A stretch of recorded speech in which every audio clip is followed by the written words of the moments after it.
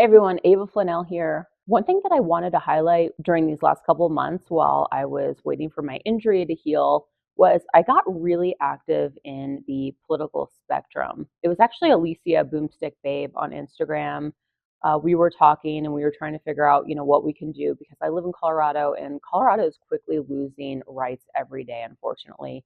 And I would say that this is probably the case with most states. I don't think at this point any state is safe. If your state is safe, it's just a matter of time before it comes to you. So we decided, okay, we need to get politically active. What can we do? We attended a few conferences and then we decided to testify in opposition of some of the bills that hit Colorado, which were SB 23-168, 169, and 170. I think that everyone should go at least once. That was very eye-opening. For one, it was really concerning to see how many people showed up wearing red, which is to support Moms Demand Action. Another thing that I realized is a lot of us throw money at these organizations thinking, okay, well, we can't make the time to go up to the Capitol and testify, so we're going to donate to these organizations who are there fighting the cause. And although some of them did show up, it's typically just one person. It was hit or miss if they even said that they were there representing that organization, and the presence wasn't large at all. Flash forward to, a few weeks later, my last testimony, which I would like to show you guys what I said. And I will say, I think it gets a little bit easier as time goes by. My first time that I testified, it still is like very intimidating because you're getting up there talking in front of all these people. A lot of the people would love to see something bad happen to you. There was a few times where I was kind of like, is it safe for me to go to the restroom? Because like the ladies in red shirts, like were giving me dirty looks the entire day that I was there. So it's very intimidating to get up in front of a room and voice your concerns, especially when there's like a target on your back from majority of the people in the room. But it did get easier over time. And this is my testimony. So I'll share it with you guys. And this was in opposition of HB 23-1230, which was the assault weapons bill. My name is Ava Flanell. As a firearms instructor, gun store investor, and law-abiding citizen of Colorado, I am disappointed in the deliberate falsehoods in this bill. It seeks only to disarm law-abiding citizens and cripple the firearms industry. It is clear that the drafters of this bill do not understand how firearms operate and are basing the bill off bolstered statistics. According to the statistics outlined, a mass shooting includes 4 or more casualties. If you look at these shootings, they do not take place at schools, shopping centers, or any of the other locations that the bill uses as examples of being plagued by violence. Instead, they take place in urban cities where gun laws do not prevent the shooter from obtaining a firearm through illegal means and are either the result of gang-related violence or interpersonal disputes. I encourage you to look at all 164 shootings these stats are pulled from, and you'll quickly realize the firearms commonly used do not meet your definition of quote-unquote assault weapons. Another fabrication in this bill says that assault weapons in civilian hands endanger Colorado's streets. FBI data contradicts this. In 2019, which is the latest publication from the FBI, states that only 364 homicides occurred with rifles of any kind. More deaths occur from physical force or blunt objects. Additionally, this bill undermines the law-abiding citizens defend themselves millions of times a year lawfully with a firearm, often without the need to shoot. This bill defines assault weapons so broadly that it bans a very large portion of firearms that are owned by millions, clearly putting them under the common use protection, which was affirmed by the Supreme Court in the Heller decision. Most firearms today are affected by this ban simply because they have detachable magazines and a feature such as a pistol grip barrel shroud, flash hider, threaded barrel, and many more items with false claim that they increase lethality. I'd like to leave you with this. If you can't tell me what each of these features that you want to ban does, you have no business voting for this bill. Another thing that I want to show is how entertaining some of this can be. If you're sitting there listening to the other side's reasoning for wanting to pass this bill, it's actually fairly hilarious, but also extremely concerning that these people, where they're getting their facts from, are obviously not fact checking any of this information and have no problem sharing it as some factual evidence when it isn't. Leah McCann, please go ahead. Thank you, Mr. Chair. I'm Beth McCann, the district attorney here in Denver, and I come before you as a person who prosecutes the worst things that people do to each other. I go to homicide scenes and I see the terrible results of injuries caused by handguns. But at least with handguns, there's an entry wound and an exit wound, and the body is generally intact other than those small wounds. If a person is killed by an assault weapon, the body is essentially blown apart.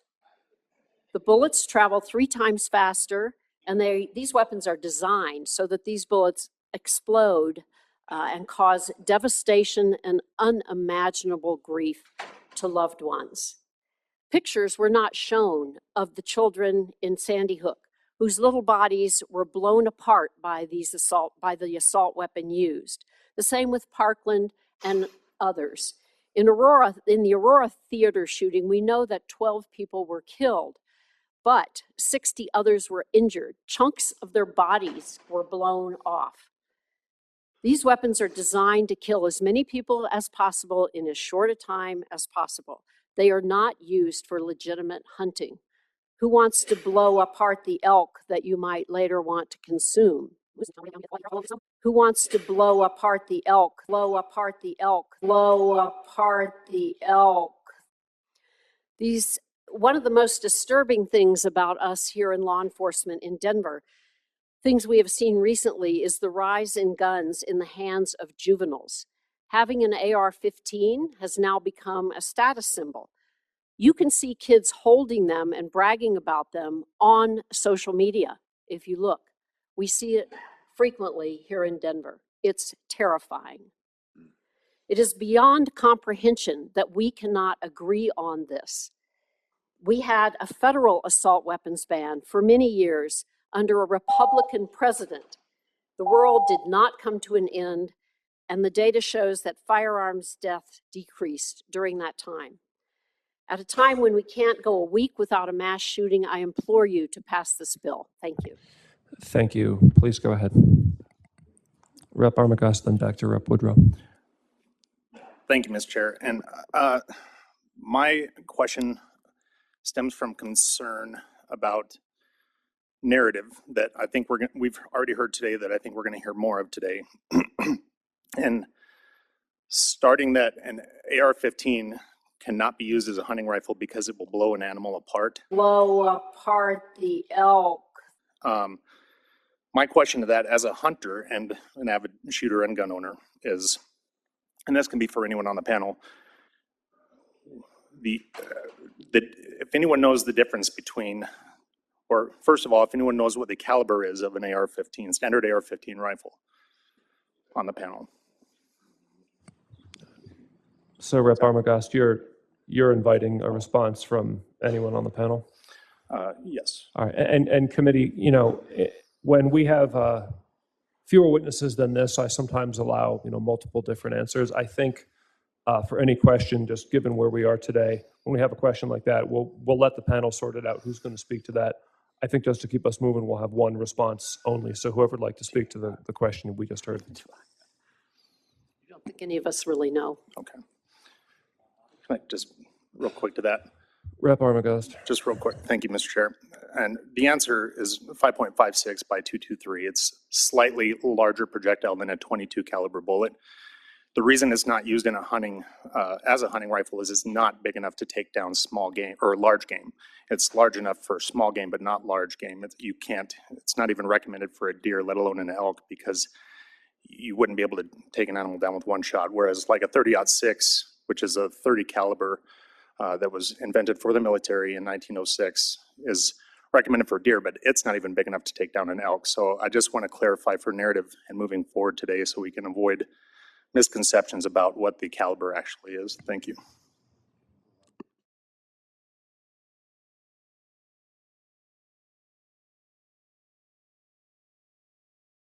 So moving forward, I believe the last bill, I think it's proposed like May 10th, and then people have the summer off. During this time, though, I would highly encourage you guys to build relationships with the opposing candidates. So any Democrats, definitely make those relationships, get on their email list, figure out when they're doing, coffee, meet and greets, show up, talk to them about guns and educate them, because what I've realized is the other side definitely doesn't have much of an education when it comes to this. And I think that if we educate them, that they're able to make better decisions that obviously are not going to affect taking our rights away. I would also recommend, vote. Pay attention to who you guys are voting for House representatives because they are the ones that are voting on these bills. And if it gets passed from the judiciary to the Senate and to the government's desk. And then in addition to that, I would say show up to these testimonies. I was actually surprised that we were able to win HB 23-1230, which was the assault weapons bill. We got 3 Democrats to vote against this bill. So for anybody who said that I was wasting my time and that there is not power in numbers, I disagree. We got so many people to show up that it was 1-6, which was huge. And I'm so proud of everyone that showed up. There was a ton of people from, gun stores, people that sold gun accessories that were concerned. But then there was just also just the everyday citizen that took off work to show up. And either they did that, in person or virtually, which you can do. If you guys are interested in getting involved, don't hesitate to reach out to me. I would love to help. Like I said, we need everyone's help, especially if we're going to fight this. This is not over. This is going to be a constant fight. And for those who are in states that you guys think you're safe, you're not, unfortunately. It's just a matter of time. I've said this before, it is spreading like a disease. So do not be complacent. It is going to catch you off guard, so be active. And unfortunately, our Second Amendment rights, even though it's on the Constitution, it is something that we are going to constantly have to fight for. So stand with me. I hope you guys fight. Let's come together as a community and win. As always, thank you so much for watching. Don't forget to hit that thumbs up. Please subscribe if you haven't, and I look forward to sharing the rest of my political journey with you guys.